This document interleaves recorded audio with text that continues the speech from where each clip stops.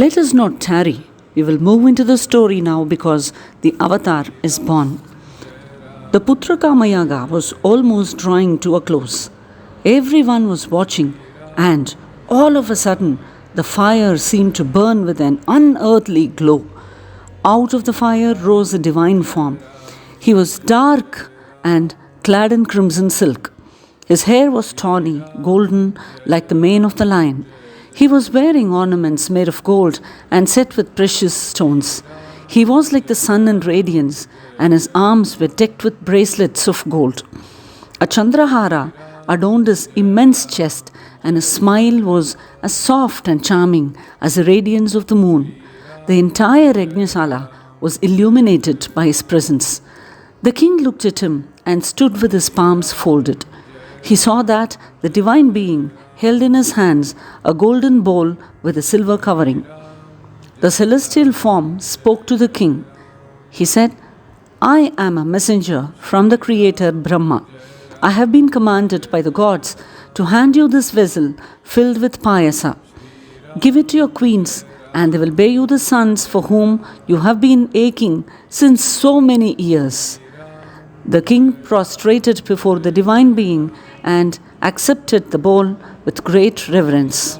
The yaga had come to a glorious conclusion, and the rishis blessed the king and asked him to go into the inner chambers and distribute the payasa to the queens.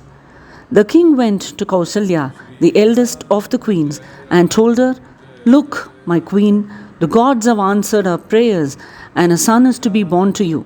And so saying, he gave half the payasa to her and asked her to partake of it. He then gave half of what was left to Sumatra and half of what was left to Kaikeyi, the youngest queen. Seeing that there was still some left, he gave this again to Sumitra, and there was great joy in the hearts of the queens and that of the king. The king Dasharatha was happy in the anticipation of the births of the children. He felt that he was a god and not a human being. So great was his happiness. The month of Chaitra was once again heralding its approach. Spring made its appearance, felt by the pleasant breeze which was wafted across the ponds filled with lotuses and by the trees which were clad in soft fresh green. The month was Chaitra. It was the fortnight when the moon was waxing, Shukla Paksha, and it was the 9th day after the new moon. 5 planets were in very auspicious position. The Lagna was Karka, and the planet Guru was rising with the moon. The star was Punarvasu or Punarpusam. The Lord of Lords had assumed the form of a human being for the good of mankind and was born as the son of Kausalya. Kausalya glowed with radiance like Aditi did when Indra was born to her. When the next star, Pushya or Pusam, appeared, under the Meena Lagna was born a son to Kaikeyi. The gentle Sumitra gave birth to twins when the next star appeared, the star Ashlesha or Ailyam. The 4 sons of King Dasharatha were all the Hamsas of Narayana, and Kausalya's son was Narayana himself. There was joy and nothing but joy in the hearts of all the people in Ayodhya. The great King Dasharatha, who had been childless, was now the father of 4 sons, and great were the rejoicing in the country of Kosala. When the children were born, divine instruments made music in the heavens, and the Gandharvas sang and danced out of happiness. They danced and they sang because soon, very soon, their woes would come to an end, since Ravana would be killed. Flowers rained on the divine children. The city of Ayodhya was dressed in her best. All the people were thronging to the palace gates. Music and dancing and various expressions of joy were to be found wherever people gathered.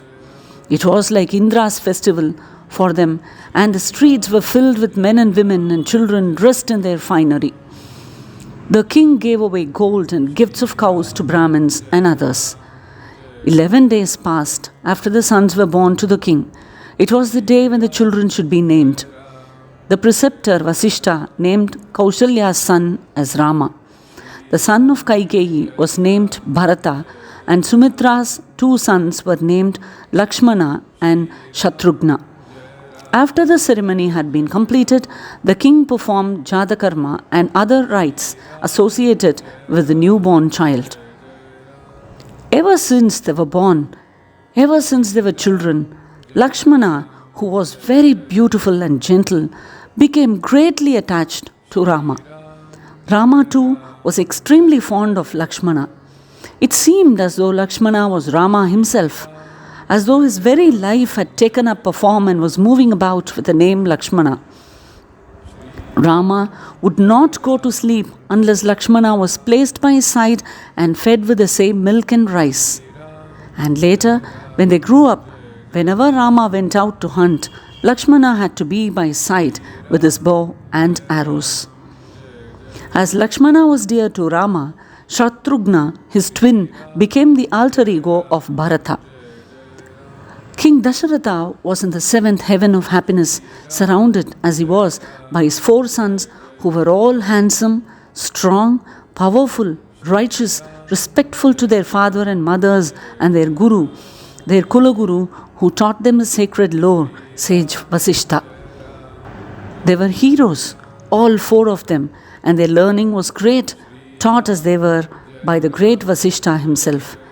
They were well versed in the art of fighting, like all Kshatriya princes, and they were very humble and very soft spoken. They were proficient in riding on the elephant, on the horse, and in driving a chariot. They were all four of them good archers, and they were very fond of their father. Of the four, Rama was the favorite of his father. He was as sweet, beautiful, and gentle as the full moon, and his father was so fond of Rama. And Rama was ever engaged in pleasing his father in every way. The princes were like lions among men, and the king was extremely proud of his sons. They were now nearing the age of 16, and Dasharatha was the happiest man on the earth, surrounded as he was by these four sons. That's all for today. Do leave a comment and let us know what you think. Any possible improvements we are ready to make. See you soon.